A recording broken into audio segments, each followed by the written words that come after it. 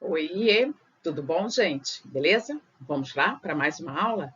Abrindo o livro lá na página 260. Professora, estou sem o livro. Já sabe a bobice, né? Para o vídeo. Vai lá e pega o livro e abre na página 260. Né? O que é legal hoje, gente, é então, sabendo disso, né? Na live, né? Vamos tirar aí, sugar bem o professor Carlos, tirar bem a dúvida com o professor Carlos e aproveitar o vídeo o máximo possível, beleza, gente? Então vamos lá. A ocupação da África no século XVI. Não podemos esquecer, né, que esse século aí, né, na verdade, o XV e o XVI marcam o período das grandes navegações, não é isso, gente? Né? Onde, né, foram incorporados ao horizonte geográfico comercial europeu novos continentes, o continente americano, né, o continente asiático e o continente africano, né? E aí você tem como uma das consequências o quê? O colonialismo que foi implantado e a questão aí do comércio que vem assim a mundializar.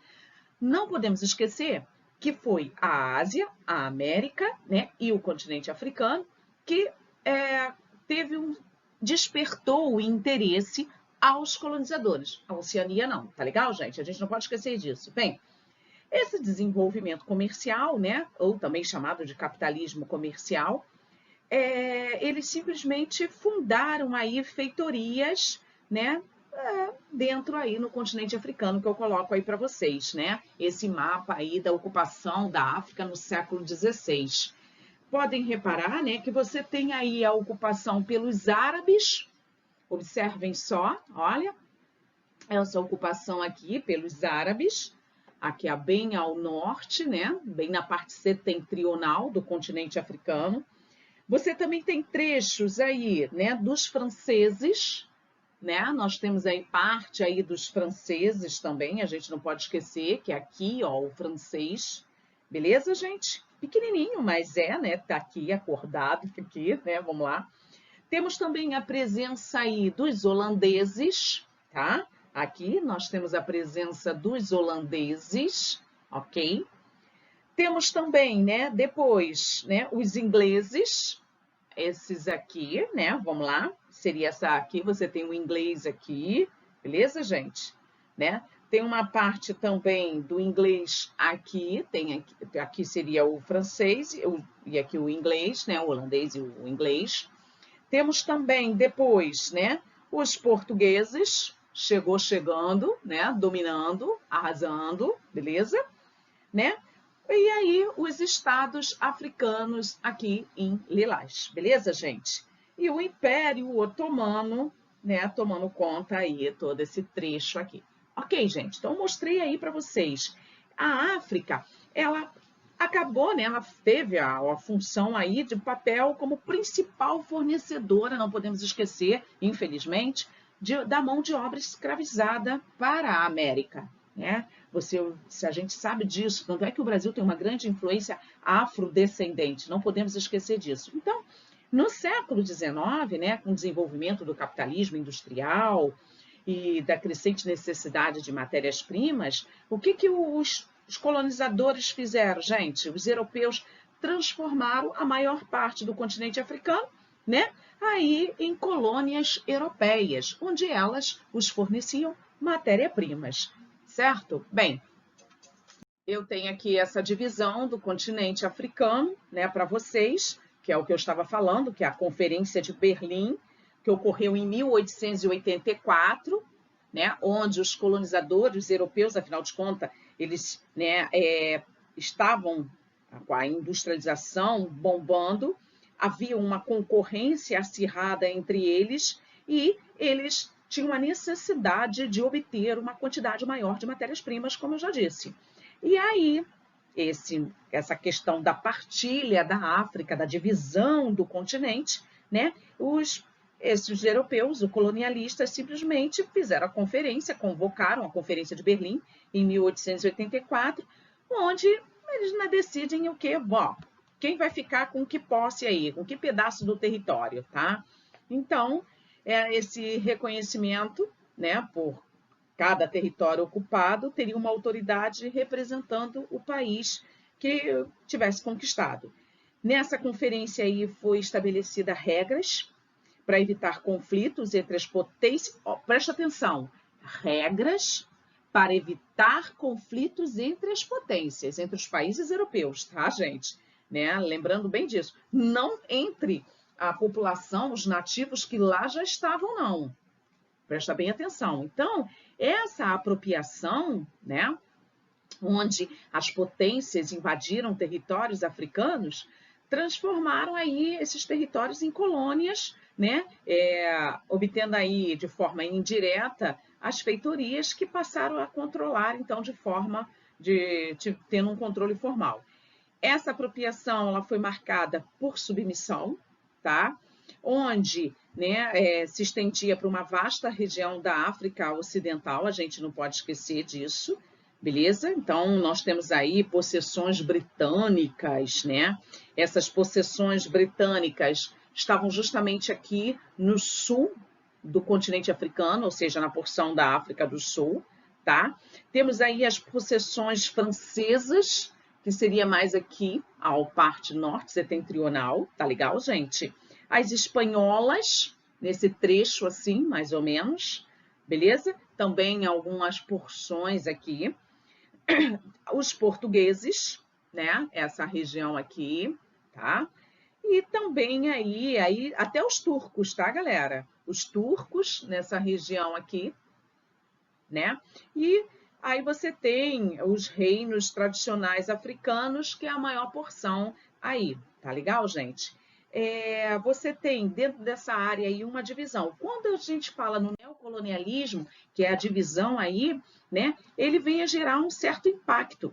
Lembrando que o neocolonialismo no continente africano, né? Ele se deu do século XIX e XX.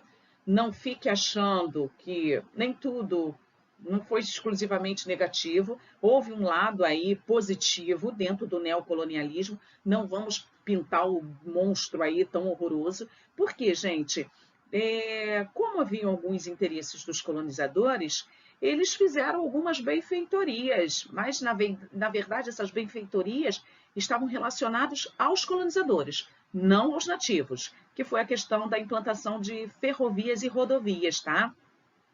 Que ligavam aí as áreas de exploração mineral para os produtos agrícolas aos portos, ou seja, né, beneficiando aos próprios colonizadores, ocorrendo assim, né, uma exportação de produtos para a Europa, tá? E não uma integração territorial. Isso que era o grande problema. Aí, né, você tem um sistema produtivo também nessa questão aí artesanal, né, onde a entrada de produtos industrializados europeus, né, vem a gerar um impacto e aí acaba gerando um certo prejuízo. Esses impactos negativos foram numerosos, desde o enfrentamento militar, né, com o saldo de muitas mortes de africanos, tá? E isso foi um dos pontos negativos. E também a questão aí da criação de fronteiras políticas artificiais. Tanto é que a gente tem aqui, olha só, uma charge, né, onde aqui, ó, mandando tudo para o continente americano, né? E também aqui, no caso, para o americano na parte norte e para o europeu, beleza, gente? Então, você tem aí. Então, os europeus ignoraram, no caso, o fato de que os povos com línguas e tradições, costumes, né, diferentes, eles eram rivais, seriam confinados ao mesmo território. Aí o bicho pegou, gente. Aí o bicho pegou, que é onde você tem aí a questão dos conflitos que perduram até os dias de hoje, né? Você tem aí, quando eu falo, mostro até uma charge aqui, ó, da partilha do continente africano, onde se tem o interesse dos colonizadores, tá? Onde se leva toda a riqueza do continente africano para os seus colonizadores, né? Tá aqui, questão aos Estados Unidos, né? A questão do continente europeu, seus colonizadores, holandeses, franceses, tá? Portugueses, ingleses, então tem esse certo interesse aí. Lembrando que isso leva a uma questão de superioridade, onde o homem branco se sentia o todo-poderoso, tá? Acreditava-se que essa questão da superioridade seria uma missão civilizatória, onde, no caso, os brancos criariam comunidades próprias, separadas da população negra, que você tem, dentro desse caso, o apartheid. Mas nós vamos ver mais a seguir. Só que Justamente pós-Segunda Guerra Mundial, né? Olha só, pós-Segunda Guerra Mundial, nós temos a descolonização africana.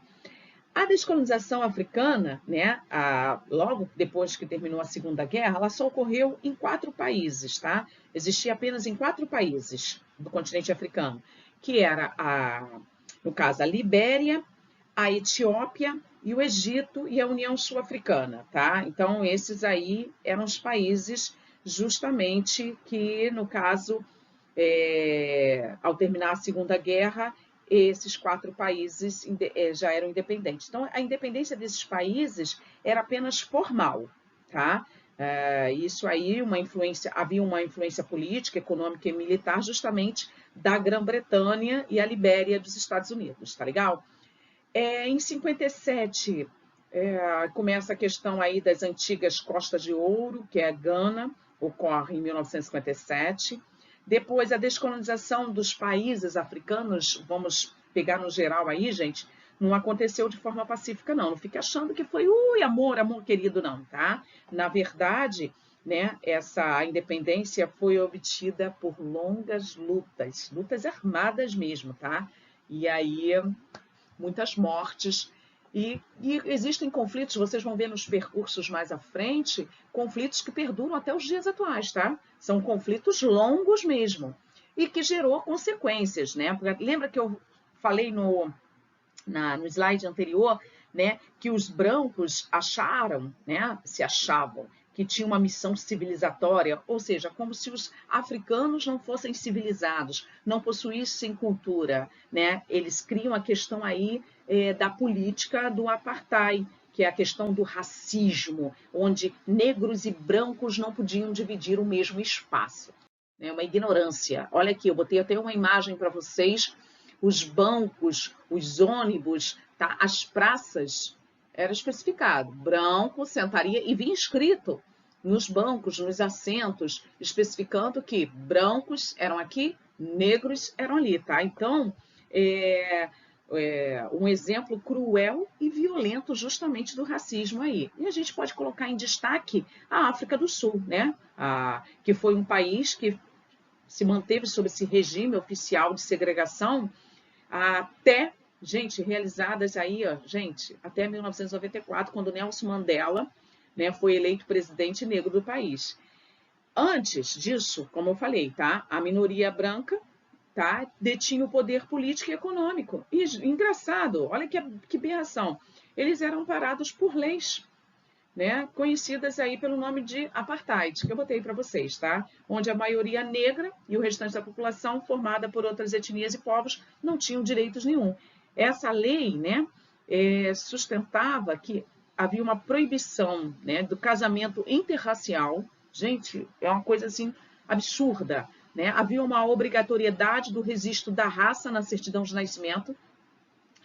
O negro, ele não podia comprar terras, enfim, coitado do negro, só tinha direito a trabalhar, né? Essas leis, graças a Deus, foram abolidas entre 1984 e 93, entre 1984 e 1983, tá? E essa política do apartheid, nada mais, nada menos, ela reprimiu movimentos, né, que lutavam aí por igualdade de direitos entre brancos e negros, onde vem a provocar, gente, foram muitas pessoas que morreram, tá? Que foram marcadas aí profundamente por uma sociedade sul-africana até os dias atuais. É uma população muito sofrida. Mas hoje, agradeço aí, né, a Nelson Mandela, ele lutou, ele foi reconhecido, tá? Mas antes ele foi preso de 1964, né, entre os anos de 1964 e 1990. Ele foi acusado em se envolver em ações contra o apartheid, né? Ele tornou-se símbolo, lembrando disso, da igualdade racial, né?